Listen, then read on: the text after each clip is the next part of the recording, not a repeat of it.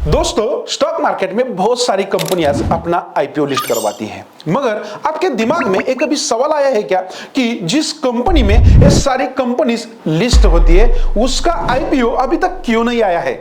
ऐसी क्या वजह हो रही है जिसके कारण इतने सालों में भी आईपीओ लाना पॉसिबल नहीं हो पाया?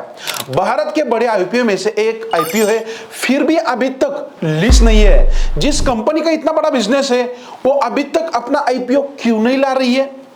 कोलोकेशन स्कैम आखिरकार क्या है?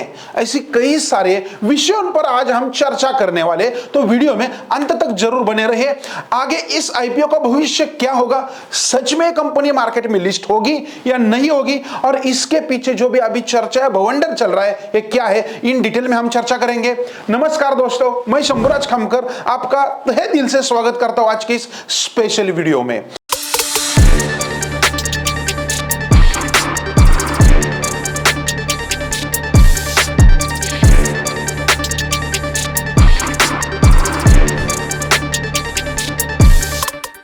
आज हम एनईसी के आईपीओ की चर्चा हर जगह सुन रहे हैं कि कुछ ही समय में एनईसी अपना आईपीओ मार्केट में लाने वाली है। पर अगर हम इतिहास के पन्नों को पलट कर देखें तो हमें यह देखने मिलता है कि एनईसी की शुरुआत तो 1992 में हुई थी, जिसकी इनकी जो फ्लैगशिप इंडेक्स है निफ्टी 50, जिसमें भारत की टॉप 50 कंपनियां लिस्टेड है। साथ ही एनईसी पर अभी तक 2500 के आसपास कंपनियां भी लिस्टेड है। एनईसी का अगर मार्केट कैप देखें तो करीब करीब 3,86,000 करोड़ इतना है। इसी के साथ एक well developed, updated, fully automated screen based electronic trading system का इस्तेमाल करने वाली और टेक्नोलॉजी को फास्ट अडेप्ट करने वाली भी कंपनी है। ये तो हमने थोड़ा हिस्ट्री में जाकर जाना, पर आईपीओ लिस्टिंग में इतना डिले होने के पीछे का कारण क्या है, थोड़ा इन डेप्थ में जाके हम इसे समझते हैं। दोस्तों, 2016 में जब पहली बार एनईसी ने अपना ड्राफ्ट सेबी के पास फाइल किया था, जिसमें लगभग 22% स्टेक यानी 10,000 करोड़ कीमत पर बेचने का उनका प्लान था, मगर उसी साल एक बहुत बड़ी कंट्रोवर्सी रेज हुई, जिससे के कारण आगे चलते सेबी ने एनईसी को आईपीओ के लिए एनओसी नहीं दिया। एनओसी का मतलब नो ऑब्जेक्शन सर्टिफिकेट, वो उन्होंने नहीं दिया है। पर ये क्यों और कैसे हुआ, थोड़ा जान लेते हैं। नॉर्मली 2015 ने लागू किए गए रेगुलेशंस के हिसाब से एनईसी में कुछ हाई फ्रीक्वेंसी ट्रेडर्स को कोलोकेशन सर्वर्स में अनफेयर तरीके से एंट्री मिलने का आरोप लगाया गया था, जिसके कारण सेबी ने इंडिविजुअल एजेंसीज के ओर से फॉरेंसिक ऑडिट करने के आदेश दिए गए, जिसमें एनएससी और उनके कर्मचारियों को 2017 और 18 में सेबी की तरफ से 3 बार इंडिविजुअल शो कॉज नोटिस भी दिया गया था।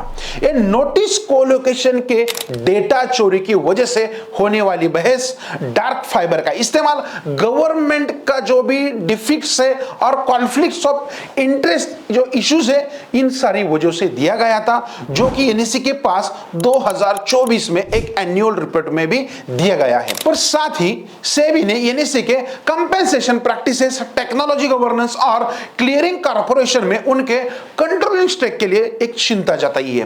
पर कोलोकेशन स्कैम के रिलेटेड छानबीन अभी तक जारी है। इतने सालों में इसे अभी स्टॉप नहीं किया है, क्योंकि बहुत सारी चीजें अभी बाहर आने वाली है और आ रही है। अब आपके दिमाग में एक सवाल आया होगा कि अरे कोलोकेशन स्कैम आखिर है क्या? तो चलो पहले इसे इन डेप्थ में जाके हम देखते हैं। जब एक्सचेंज अपने ब्रोकर को एक सर्वर प्रोवाइड करती है, जिस पर ब्रोकर्स को नॉर्मल मार्केट से कुछ सेकंड पहले यानी 10 या 15 सेकंड पहले ट्रेडिंग डेटा अवेलेबल होता है, जिससे मान लीजिए कि आपके पास इतने जल्दी डेटा मिल जाए जिसकी जगह एफआईज बाइंग या सेलिंग करने वाली है। कौन सी जगह ऐसे जिसमें उनका बाइंग सेलिंग होता है, तो आप उस जानकारी के जरिए बहुत सारा पैसा कमा सकते हैं, क्योंकि आपके पास पहली इंफॉर्मेशन आई होती है कि किस जगह पे ऑर्डर बड़ी पड़ रही है। पर एनईसी का ये मुद्दा जब सामने आया तब इस सर्वर का एक्सेस सभी के पास नहीं था, सिर्फ कुछ ब्रोकर्स के पास इसका एक्सेस था और उनमें नाम टॉप पे था ओपीजी ग्रुप का। अभी जान लेते हैं डिटेल में क्या है।